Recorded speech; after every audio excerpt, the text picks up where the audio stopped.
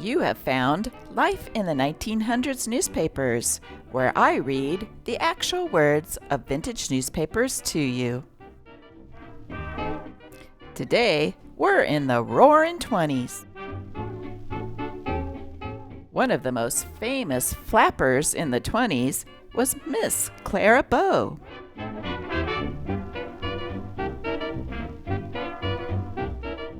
If you stay tuned to the end of this video, you'll see some vintage film clips of Clara Bow in action.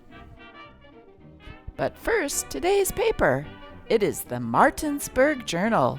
Martinsburg is in West Virginia, and this issue is dated February 16, 1929.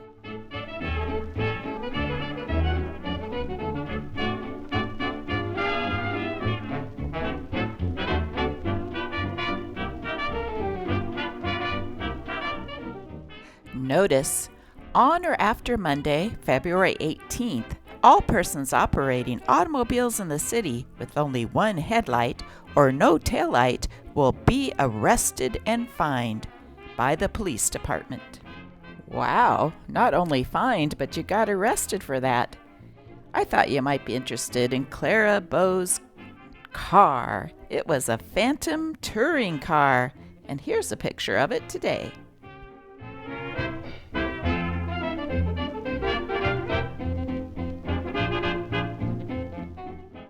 I found this ad amusing. Looking for love in 1929.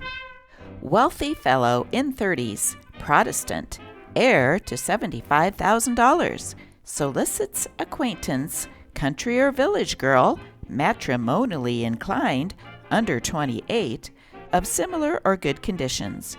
Only replies accompanied with photograph considered. Address Post Office, Box 121, Halltown, West Virginia. The comic strip Mutt and Jeff was very popular in the 1920s. In fact, it's on the second page of this issue. Let's read it. Jeff, I put an ad in the paper saying I had a mechanical robot for sale to fill in at bridge parties or what have you. Slip on that headpiece. Somebody's at the door. Business is good, Mutt. Mr. Mutt, I've come in response to your ad. How much do you want for this mechanical robot? $2. Here's a 5-spot. Keep the change. He's cheap at $5 to me. How do you figure that? I'll use it to test out a new parachute at an altitude of 1 mile. If a parachute fails to work, I can still sell the crumpled iron for junk and break even. Okay. What? But Mutt, listen. That robot acts almost human.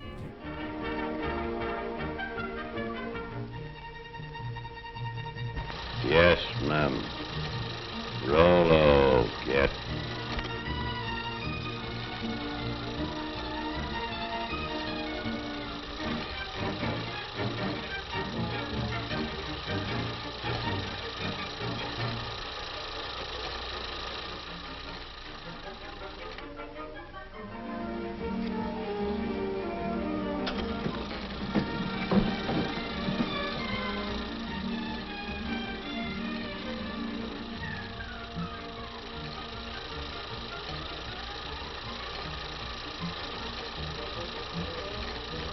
Sign here.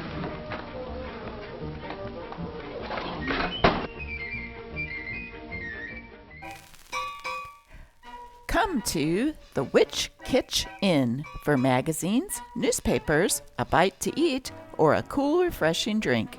207 North Queen Street. New York. It will be the skyscraper the talkies built.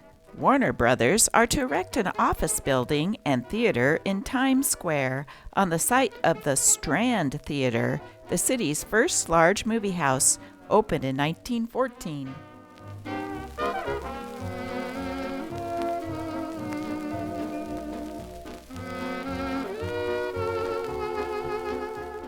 Let's take a look at what houses cost in the 1920s.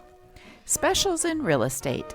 $8,000 buys a 10-room house, 37 acres, best land on Highway, Pikeside. $5,500 buys handsome 6-room residence, hardwood floors, bath, furnace, centrally located.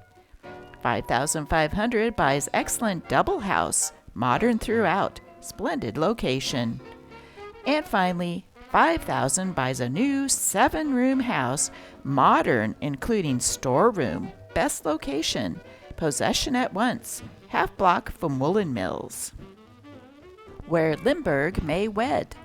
Upper picture shows the Morrow home at Eaglewood, New Jersey, where the wedding of Colonel Lindbergh and Anne Morrow may take place.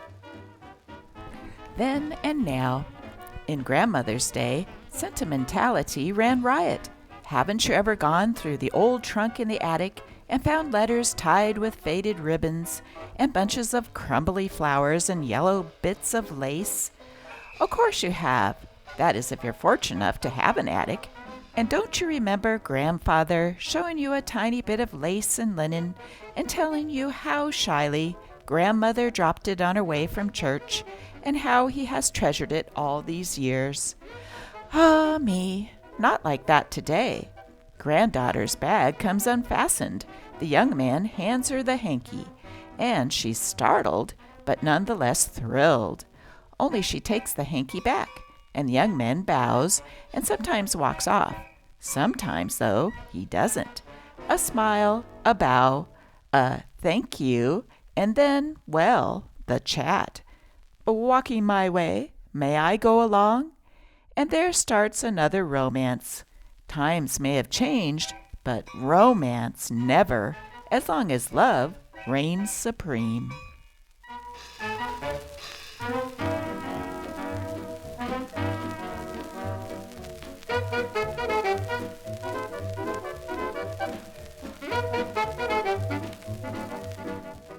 Arrest cast of play, New York, February 16th. Police visited the play My Girl Friday and arrested the cast after last night's performance at the Republic Theater. The players were loaded into a patrol car and taken to a police station, where they were later released under $500 bail each. The raid followed complaints to Mayor Walker of attire, lines, and situations. The show opened Tuesday after playing in several towns under a different name, Undressed Kid, with a different cast. Arrests totaled 14. Here is Helen Hicks, 18-year-old New York golf star, was one of the favorites in the annual Miami Women's Golf Tournament. She was medalist in the qualifying round.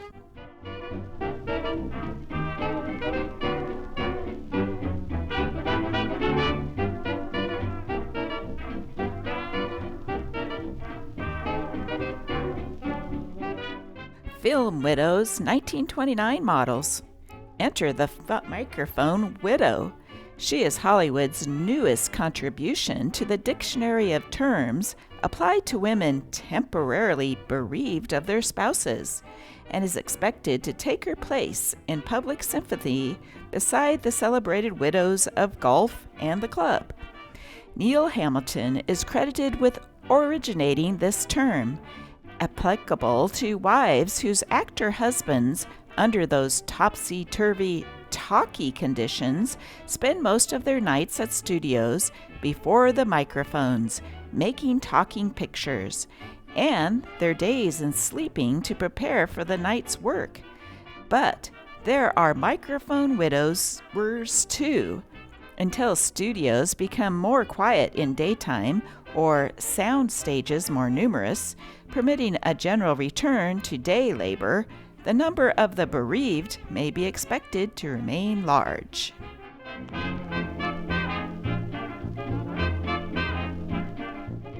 Thank you for watching my video today. Now for some Clara Bow moments.